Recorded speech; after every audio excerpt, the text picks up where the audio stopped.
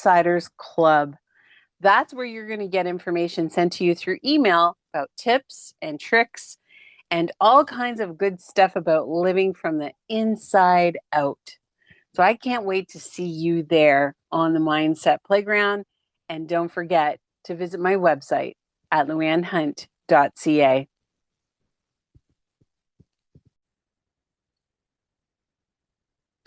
Hey everyone, welcome to the Mindset Playground, where you're going to get your daily dose of positivity. And I'm your host, LouAnne Hunt.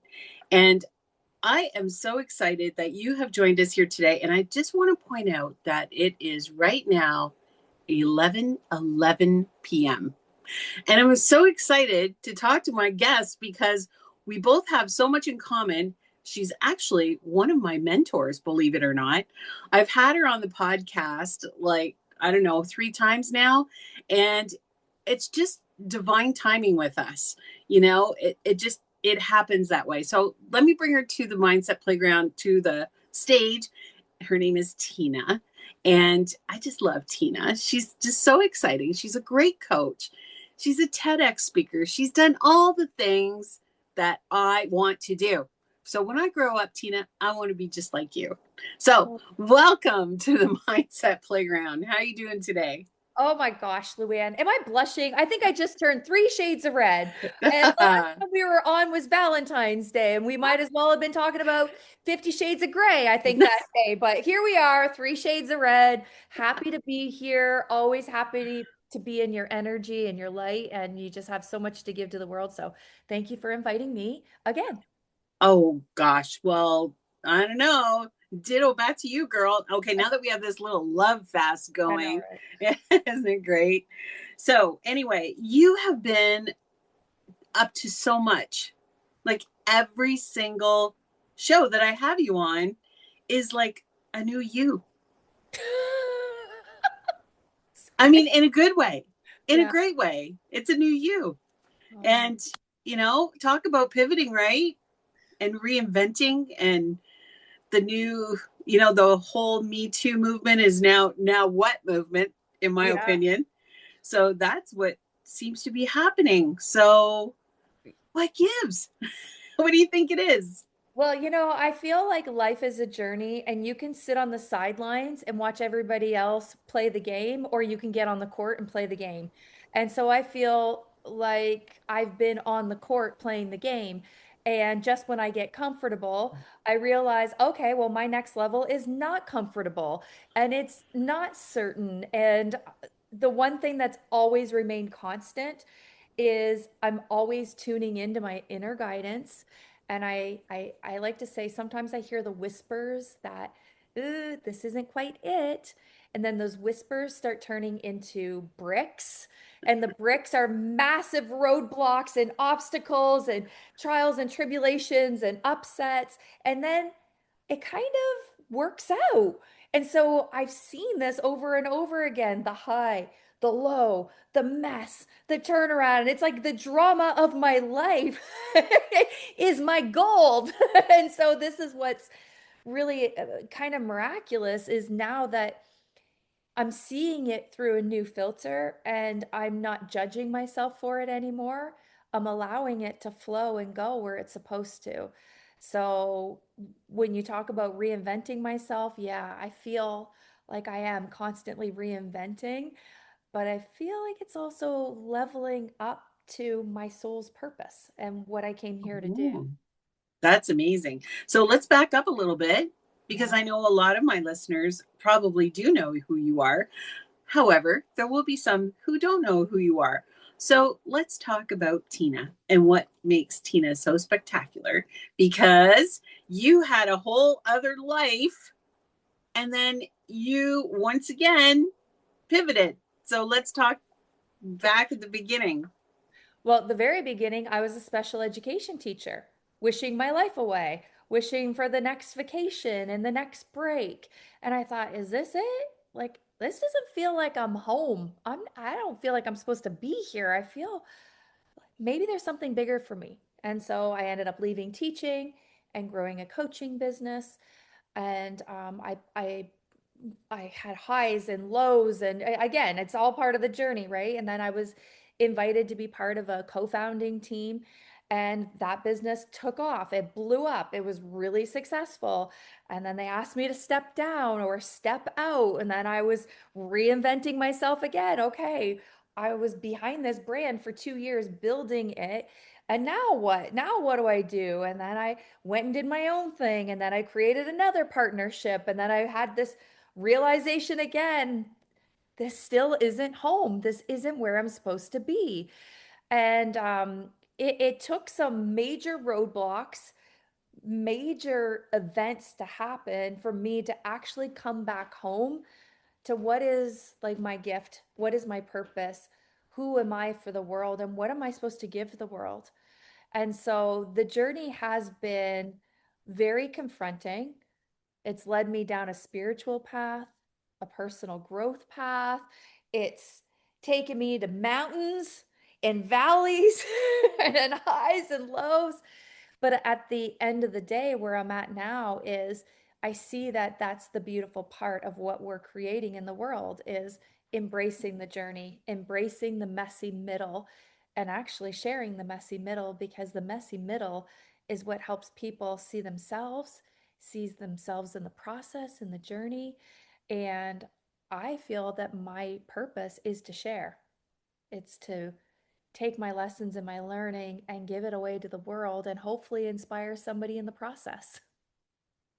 Well, that's great. And one of the things that you mentioned to me when I was talking to you about my journey, one of the things that you mentioned to me was that there was a moment in my time when I developed a, I told myself like a story that I told myself.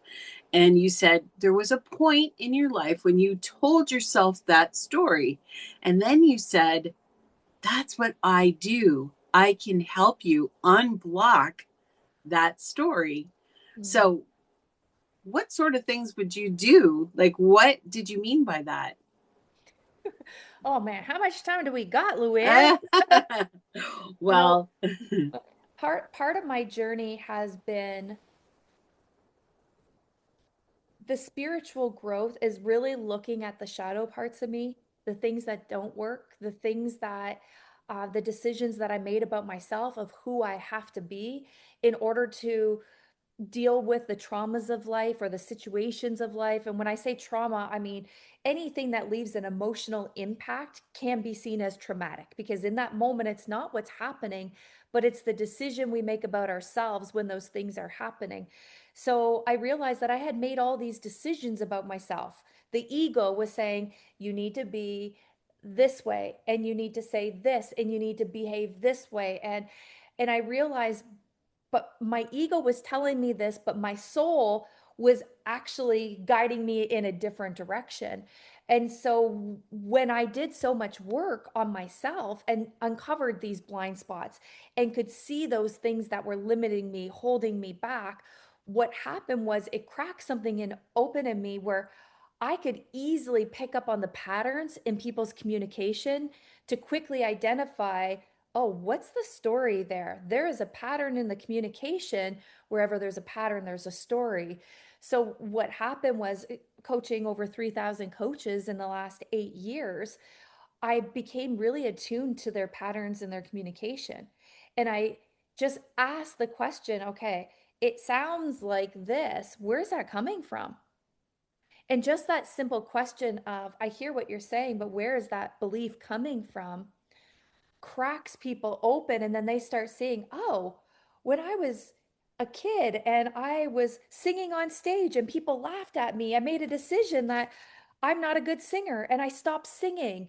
Or my teacher told me that my art, I used to do color paint balloons all the time in art class in grade 4. And I remember parent teacher interviews. My teacher said to my mom, all she wants to do is draw balloons in parks. She's not exploring outside of that. And in that moment, that criticism, I took it as I'm not creative. So I had this belief that I'm not creative.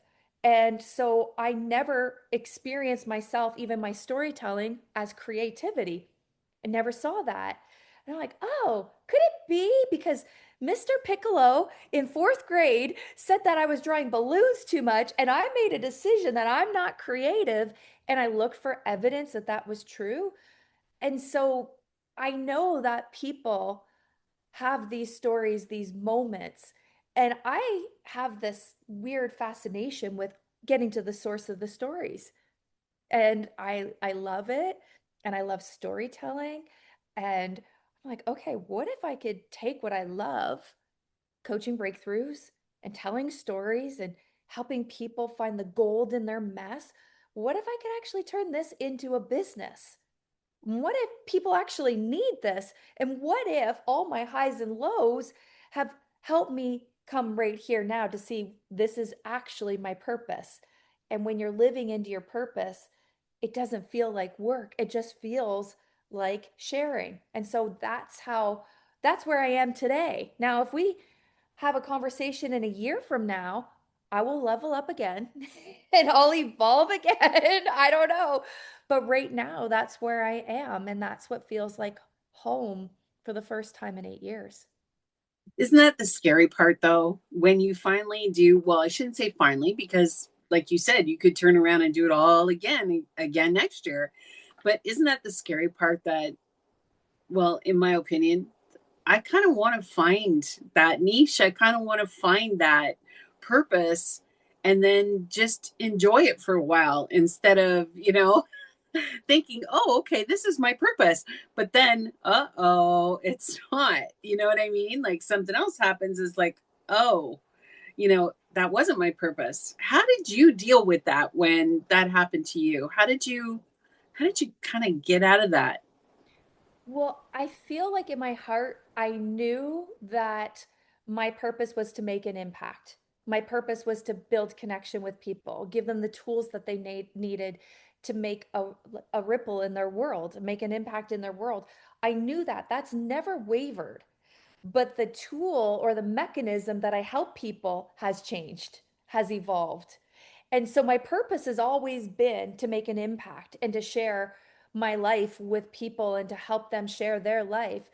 But I noticed that over the years, the vehicle from how I do that, how I help them make an impact has changed and has been closer and closer to my truth. At one point, I was helping people with LinkedIn strategies and to really amplify their impact on LinkedIn and optimize their profile to be really clear about who they are.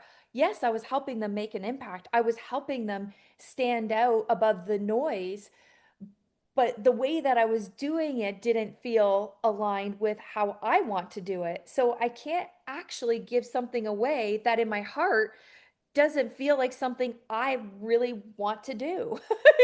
So it's like, okay, but if it doesn't feel like home, that means there's still some refining. And so I see this journey as a constant refinement of really leveling up that purpose in a way that feels connected to how I want to do business, how I want to do life. So right now I have tools and strategies that I'm using that really work, but eventually I might outgrow those and I might want to develop something else that keeps up, innovates, and keeps up with the times. So I don't feel like I'm starting and stopping or starting over. I'm just expanding in a little bit of a different direction. And that's what you talked about, the pivot. If something's not working, what we might have a tendency to do is stay exactly where we are, hoping for a different result. And that result will never happen if we're not really aligned with how we want to support, like say for entrepreneurs, support our people. If we're not aligned with what's the problem that I can solve, that I can stand behind and not feel imposter syndrome. No, like, okay, I've done this much work to get here. I know I can help people because I don't know another person in my local community who has over 5,000 hours of deep personal, like, I'm gonna rip your soul out and make you be in integrity. And I know that I did that work, but that work I know isn't for everybody. But maybe my work I can give away in a way that people can digest it and take it in and give bite-sized pieces instead of the full drag through the mud, kicking and screaming process. Yeah. Do you think it's the fear? Do you think a lot of it is fear based? As far as like entrepreneurs, like I have to say, for myself included, when it comes to doing something big like you're doing when we're transforming or pivoting, I find that the fear comes into play. And how would you address that in somebody like me who just says, I'm really scared, Tina. What if it doesn't work? Or here's the bigger one. What if it does work? A lot of people will not admit that, but a Hmm. lot of times we're afraid that it will work, you Yeah. know? Yeah, and I believe that we have, people talk about the angel and the devil on their shoulder, the light and the darkness. I believe that we have an ego and we have a soul. And the ego is fear, is lack, is scarcity, is what if it doesn't work? But the soul is, are you kidding me? It's already in motion. You're already heading there. I don't care if it takes you a whole lifetime or multiple lifetimes to get there, but you have a purpose and a a path that whether you go on it kicking or screaming, you're going to get to the desired outcome at some point. But the ego will hold you back and tell you, it's like the illusion of you're going to fail, you're going to succeed, it's not going to work, it is going to work. What if you fail? You can't fail at something that's meant for you. You can have setbacks, but those setbacks I see as setups for where we're supposed to be. And those failures are actually soul alignment. We need to see what doesn't work so that we can truly step into what is supposed to work. It's okay to, it's not just okay to fail. We need failure in order to expand and receive more. When I was really successful in business and then I was asked to step down and take a client care position, I saw that as a failure. Now, my ego said, who's going to believe you? Who's going to want to work with you? You're starting exactly where everybody else is. You have no email list, no YouTube channel, no community, no this, no that. My ego was telling me that. But my soul was saying, oh, thank you. You're coming back home. Yeah. And I had to discern what is my ego right now holding me back and what is my soul saying, keep going, I got you. The angels, the guides, the whatever, don't worry, we got you, we're here, we're gonna lift you up, we're gonna pick you up. And now what I practice is having certainty that everything that I need is already available. And if it's in my soul, if I have a desire, it's not coming from me, it's coming from a higher power. And that higher power is telling me where to go.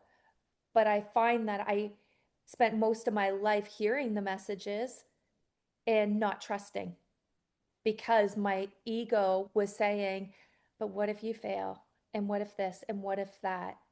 And so that discernment has been my practice. People say, well, how do you grow your business? I embody certainty. Well, what do you mean? That's it. That's my job. I need to trust myself because when I trust myself, those guides, those mentors, those things that I need to get to my next level, they show up. But I have to be ready to receive the guidance. How many times do you hear people say like, "Oh, I'm waiting, God. I'm waiting for you to show me." And then this person's like, "Hey, LouAnne, I can help you with that." And you're like, "No, no, no. I can figure this out on my own." And then somebody else said, "Well, no, no, no. I can do this on my own." The guidance is always there, but sometimes we don't always listen or trust the guidance. So I Yeah. feel that that's my job. Develop certainty. And you do it so well, I have to admit, because one question I do want to ask you, Yeah.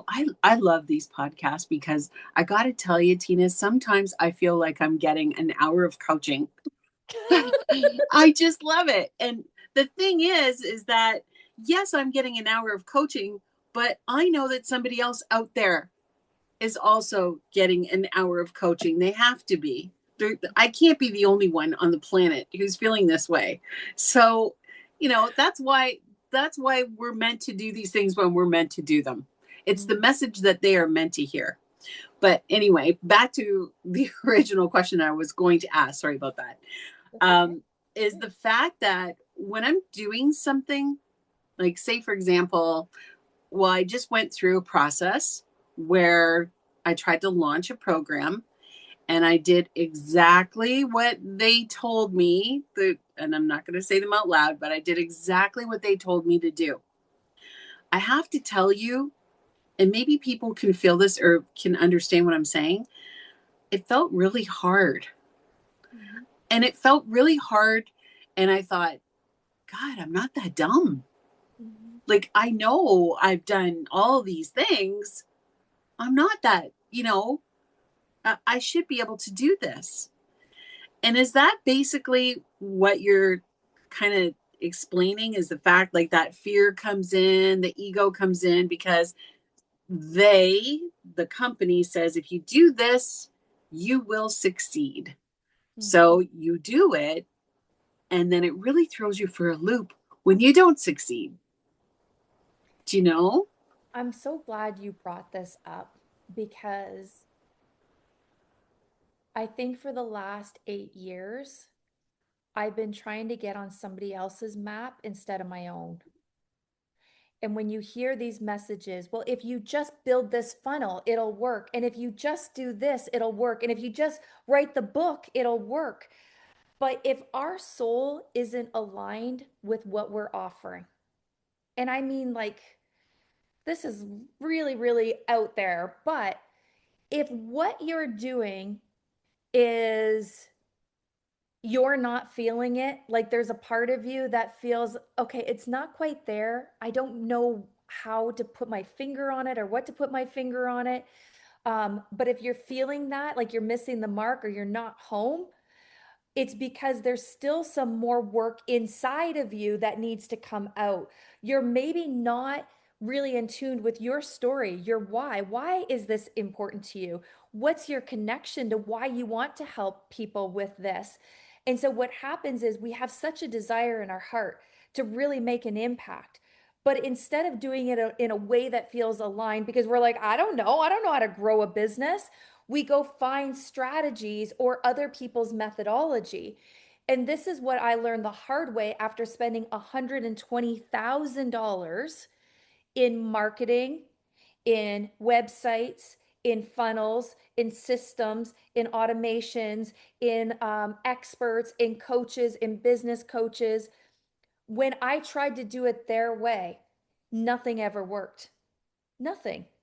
And it's not because what they had to offer wasn't good. What they had to offer really worked for them. But the reason why it didn't work for me is because I wasn't clear on what is the problem that I solve. I didn't have a personal network. And people say, just do this and people will come. Well, but is your network tuning in? Do you have a community of people that have the problem that you solve? And if not, you could be throwing really great value out, but it's falling on deaf ears because this is what I see people do that doesn't work. I did it, so I know. I would go online and I would say, you need to move from employee to entrepreneurial mindset. So the reason why it's not working is because you think like an employee and not an entrepreneur.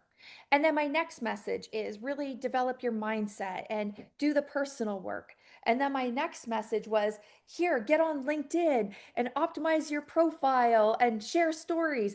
Then my next message, it was like I was confused about who I am for the world. So if I'm confused, everybody around me is confused too. And a confused mind does not take action.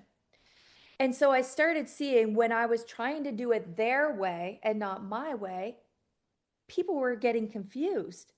Why are like what is going on here? You're doing this, then you're doing this, and you're doing this. And listen, there is no judgment or shade here because I I am the queen of pivot, right? Like I'm the one that's constantly reinventing myself. But in that process, I realized that if we don't tune out outside noise and actually get clear with what's in our heart and in our soul first, nobody and no process can help us until we have that. It's kind of like listening, but not. Like I'm hearing you, but I'm not listening. Yeah, yeah, because we get Yeah. so hung up on the doing. If I just do this, this, and this, then it'll work. And I'm going to follow it to a T. And, maybe part of and I just, sometimes I hear whispers. I'm like, oh, say this. Sometimes the thing that we actually need to correct or fix is I need to be a good girl and I need to do it by the book and I need to follow it to a T. But that person and that program might have come on your path to show you you actually have to give up being a good girl and not do what they tell you and pave your own path. But we don't see that, we don't feel it. And so we go to the next thing and the next thing. Meanwhile, those situations were always put on our path to help us let go of something, Ah, help us that's see interesting. something in ourselves. I say, growing a business is personal development on steroids. It's part of our spiritual path.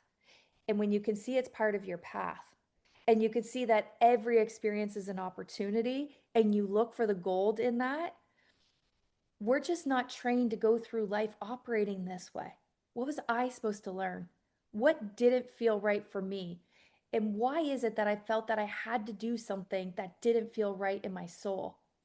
Because that's what we've been programmed to do our whole entire lives. Sit up straight, be a Hmm. good girl, don't talk back, don't step outside the box. People won't like you if you're different. All of these ego things is what we're actually here to let go and smash the rule book. Create your own rule book.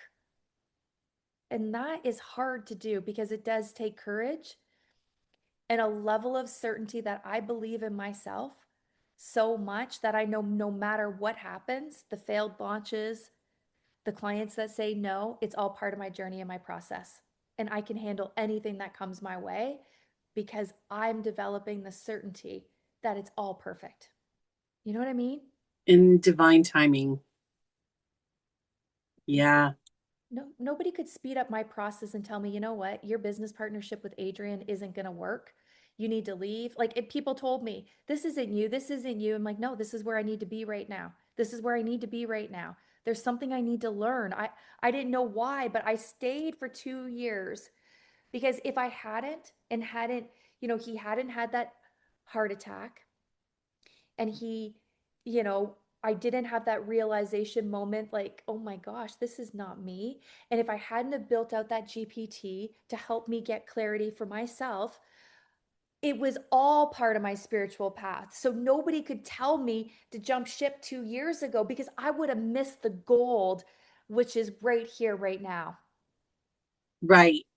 Absolutely. And I think everybody needs to hear that, like you said, because I really wanted, I really, really wanted this program that I was putting out there. I really wanted it. I feel very connected to it. I feel like, why doesn't everybody know this stuff? Because when I first heard it, it blew me away, and Yeah. everybody should hear it. That's how I felt with the program. And then when it wasn't working, or I just felt like, yeah, I just felt like, wow, then this mustn't be what this program is supposed to be right now. Yeah. Yeah. Thank you for sharing that because I think some people are really truly sitting on gold mines. But what used to work in the past is people used to sell outcomes. Like if you have this, you're going to have peace and freedom and you're going to feel this way. And people used to buy outcomes because they were like, I want that life. This is what I want. Give that to me. But now, because there's so much noise online and there's so many people that have gotten burned by outcomes, the dream, if you take this course, your business is going to blow up, or if you just do this, everything's going to work in your life. And they're like, I did that and it didn't actually work. So now what? And we talked about this earlier, like, now what? I think that when we see that, um, how do I explain this?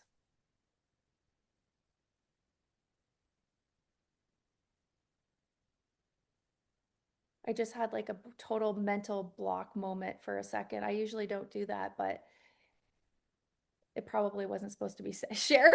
I don't know, but I forget what I was saying. Um, Oh, yeah. When I was talking about the program and I said that oh, it didn't yes, work. yes. Okay, sorry. Yeah, so and this must me see nothing happens by chance. I truly believe a fumble is something that needs to be the gap needs to be filled, but it's almost like what's the problem that people have right now where they need that outcome? What is the pain point that keeps them up at night? What is the thing that they feel in their heart and their soul that I can't actually move on with my life if I don't solve this? This is the sticking point for me. And I think that's where the gold is in the pain because people um, they don't buy outcomes, they buy solutions to problems. Like I put up my Christmas tree. Half the lights are burnt out. What am I going to do? I'm going to go buy new lights because the problem is half my lights are burnt out. So I need to go find a solution to that problem. I need to go buy new lights, right? But if my tree was lit and I have lots of lights, do I really need to go out and buy more lights just because like I already have this and I just need more of this? No, people don't operate that way. They operate when it's the same thing when people when do people go to a doctor? When they're so sick that it's like, okay, I can't figure this out on my own. That's when people are going to find a solution. When the pain is unbearable. Unfortunately, most people operate that way, except for the top 3% that are just, they're willing to buy, they're looking for a solution. They don't care about a relationship with us. They're just like, I have this problem. I'm going to go find it. Give me the solution. But 97% of the population, they almost need to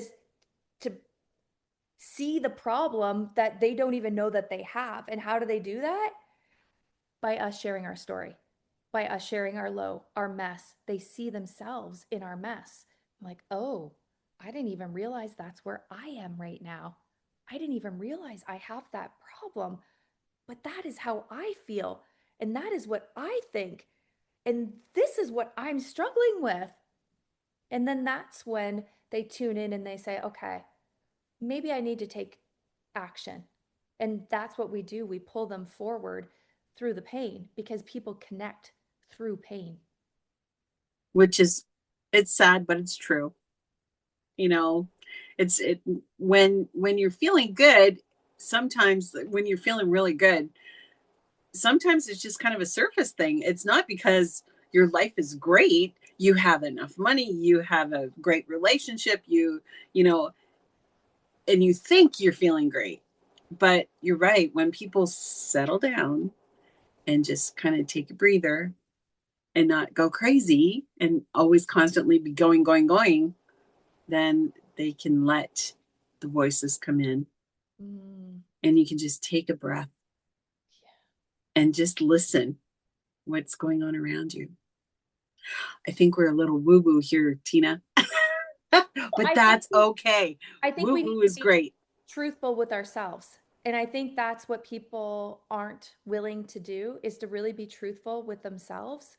And I know that I was not always truthful with myself, especially the last couple years. I thought, oh, I'm studying Kabbalah and I quit drinking. And there were lots of things that really worked in my life. But there were things that weren't working.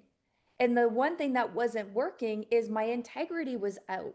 Because here I am saying, have the courage to take these actions and to put yourself out there and do these things. But I knew that the real courage for me was listening to my truth and fully shining in my light and fully showing up, not caring about what people think, not, but I did and I didn't.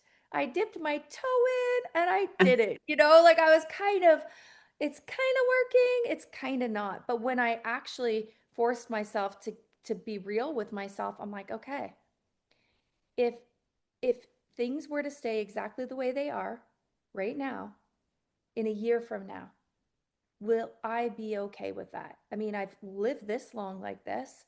It's obviously there's something working, but would I really want that in a year from now? And my answer was a full body hell to the no. I want to wake up and feel like I'm not working. I want to wake up and feel that what I'm doing is actually like such a value and contribution to the world. And if that's not how I'm living, then what needs to change? And that change is not always easy because we got to be 100% responsible to take the action. And God, I'm like, when am I going to just slow down? Why do I have to keep being in action? Yeah, I know. So let's talk real quick then about this program that you do have going, because I mean this is one of the main reasons why we decided to get on this call, because I think that you have a great thing that's going on. I haven't used it yet, but I'm excited. I'm excited for it. I can't wait to go through it. So do you want to talk about it for a few minutes? So, yes, and I wanted to share kind of how this evolved, right? Really quickly. I Yes. saw a speaker at a conference, and he was teaching people how to sell from the stage. And as he was walking through the process, he was actually sharing stories and saying, I just shared this story because it triggers an emotion inside of you that is connecting with you. He literally was he was using his story to get into our brain, telling us the process, but hook, line, and sinker. I was like, whoa, if you can do that, I mean, I don't care what you're selling. I want to learn from you. So I bought his $7,000 program. I flew to Milwaukee. I got the hotel. I was like, if he can sell $140,000, because 20 people lined up to buy a $7,000 program in a 30-minute talk. So let's do the math here. That's a lot of money.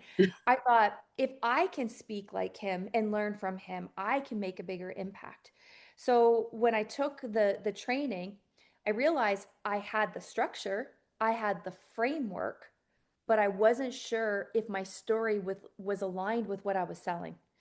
And so I left that workshop feeling a little disappointed, feeling a little frustrated, because the talk that I went in with was pretty much the talk that I left with. And I thought, wow, that was a really expensive lesson. I mean, I used the framework over the years, but I felt like I was given this box with a beautiful bow, but inside of it, there was no heart and there was no soul. Me was missing from my talk because I didn't have the clarity. Who is me? Who am I for the world? What am I supposed to give? And part of my spiritual journey has been unfolding that and discovering it through the highs and the lows and the mess.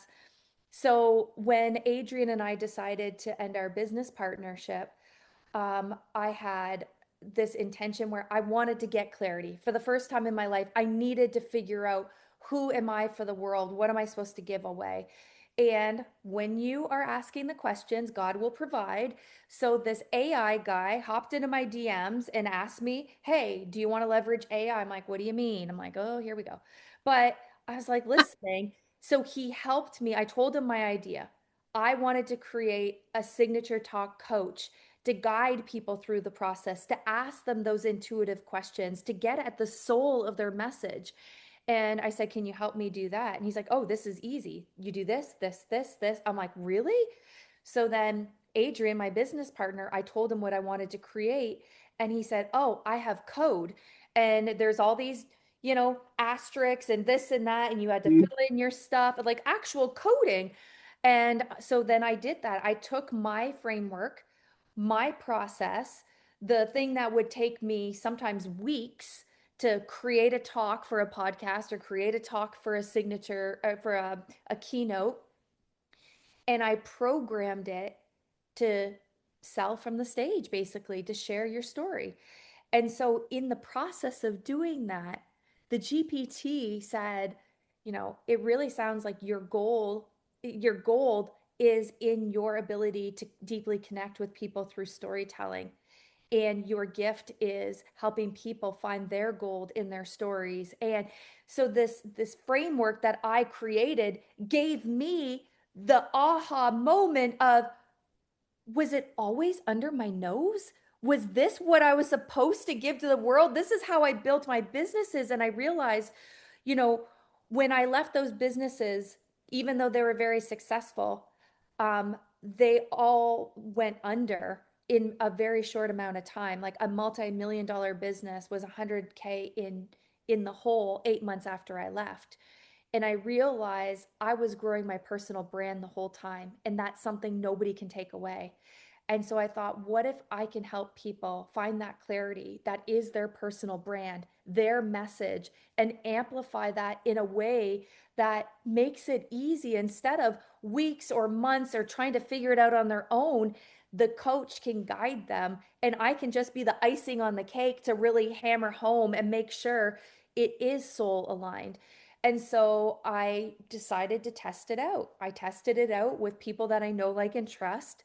And people are, this is really good. I think you're really on to something. And I thought, okay, well, then I'll test it out to my email list. And then I started, giving it away. And people were saying to me, thank you. This is exactly what's been missing. This is the clarity I didn't even know I needed. And so that felt really good. And so, yeah, this is what I created. And people are saying, the yeah buts, the what ifs. I already trained ChatGPT to think like me and talk like me. And I say, this isn't ChatGPT thinking and talking like you. This is a structured framework that's designed to really help you see the things that you can't see. And unless you know coding, you can't really do this because it's not just about your message or your voice. It's about your journey and being able to pull the gold out of your journey. So this is what I created. And I mean, the outcome has been really positive so far. I had one person actually yesterday say, I don't want to poo poo on your framework. But when you told me this, I was very hopeful. And I realized it takes weeks to really capture my true story and my essence. And you can't do that in a GPT. And I thought, the thing is never the thing. What's the thing under the thing? And for the first time, he saw himself through a different filter, through the hero's journey, and not the victim or the I'm a F up and I didn't do this right. And all of the failures. He identified with the failures, but not the gold in the journey. And for the first time, he saw himself newly. And his identity, his ego was like, that's not you. You don't operate like that. And you're tricking people, Tina. This is not me. He couldn't actually be with, yes, that is your soul. Your mistakes help you get there. He was so confronted. He was in a mental breakdown. He's like, and I just let him sit with it, sit with all of it. And then he had the come to Jesus moment. He said, okay, I see what's happening. I see that I was more attached to the drama than the journey. And storytelling is not drama telling. And I really need to step into this version of me who's actually willing to pitch this multi-million dollar idea to investors and own my story. So it was a beautiful journey. It was a little bit like, what? You're poo pooing on my efforts? What's happening? But that is an outcome that I didn't see. Sometimes when people see themselves newly, it really confronts their ego that tells them otherwise. So that's why it's important sometimes to get the coaching in the process too. And I didn't see, even though I'd created this, I need to be a part of this process because sometimes it can be a little bit triggering finding that clarity and that aha light bulb moment that our soul is actually craving. Wow, that's amazing. Well, I am super excited to get deeper into it. And I know that. And I know that I can count on you to help me get through that. Yeah. And I think what we should do, what would be kind of fun, is to come back and do another podcast together, Yeah. maybe on Valentine's Day. I'm kidding. I better have a love of my life, Byron. Again, yeah. But no, we'll come back and maybe we could do a follow up to me going through this process. I would I love would love that. Yeah. amazing. Yes. Yeah, it I would be. I can't wait to see what comes up for you. I know, me too. And I'm totally open to it. I just want you to know I'm just coming off this bruising. And you know what? It's okay. I'm not in victim mode. I promise. I'm I not. know, girl. Uh, I I'm feel not. it. I know you're light. I know you're not in victim mode. I'm not. And I just had to finish what I was doing because I said I would be doing it until November 30th. And you know what? I have a lot of integrity. So Yeah. that's one thing, you can always count on me as Yeah. far as that goes.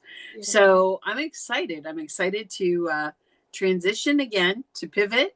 I love pivoting. It makes me feel great. But we do have to end this. And I'm sorry that we have to end it. And but before I go, I always ask my guests for 3 golden nuggets. So, Tina, what are your 3 golden nuggets? If you are in business, um, discern between performance and purpose.